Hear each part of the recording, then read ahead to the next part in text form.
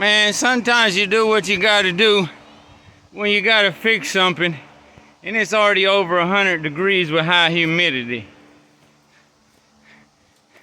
Started on this, thought the bolt was gonna get pulled out to be able to fix the watered out bracket or holes or bushings or whatever.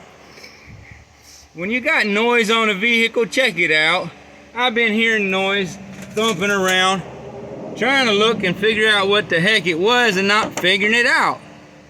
Well, that gum bolt was wiggling up and down in that hole here, but the one back there, when I pulled the bolt out and tried to get the other shock and the torque arm out of the way for this sleeper support, the bushing was so worn out it fell out of the watered out hole.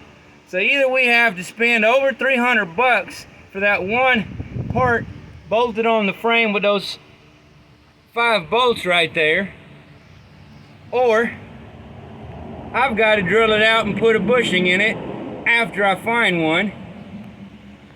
This bolt came loose okay, but the metal bushing in the shock is seized to the bolt because I didn't have enough anti-seize or other lubricant or something. It won't come out. The shock won't come out of here. The bushings don't want to slide, using chisels and hammers and pry bars. The bolt itself, wherever it went, is fairly well messed up, so if possible it needs replaced. Look at this darn mess. I had to use a breaker bar to hold the nut with a 6-point socket, and then a 3/4 drive impact running off a 1/2-inch air hose directly off of a big what's it, a 30 or 40 gallon air tank on the shop compressor. It's hot. Just put this canopy up, couldn't get it to spread out, so we moved the truck out of the way and then squeezed the canopy up against the trailer to hold it in place so we ain't got to stake it down and tie it down. And hopefully, if necessary, the gate can be closed to go get parts in front of the darn truck. We do have some nice parts on the brakes now after all the welding that had to be done on one of this here brackets that broke off. I think I showed everybody. Well, they said those two that were welded before needed replaced. They said the front two also needed replaced. In all actuality, only the bushings were worn. The brackets were just fine. So now we got, roughly $1,000 worth of new brackets along with all the new S-cams and bushings inside there. And then as you can see, brand new brake shoes and new drums, because we got plenty use out of those old drums. They were ready to be replaced.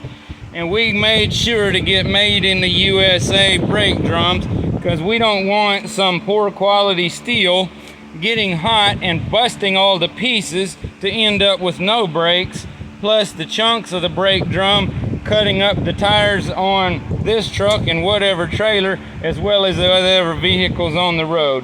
When it really counts, make sure to get good parts, folks. And there's the poor spare tire that's always sitting right here.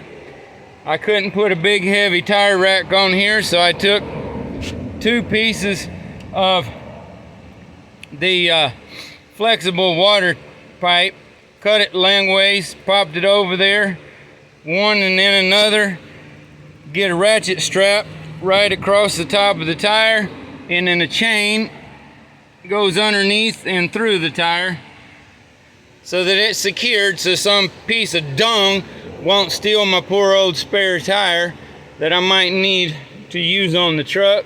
And this one's been riding there so long I may need to go ahead and use it and carry a different spare.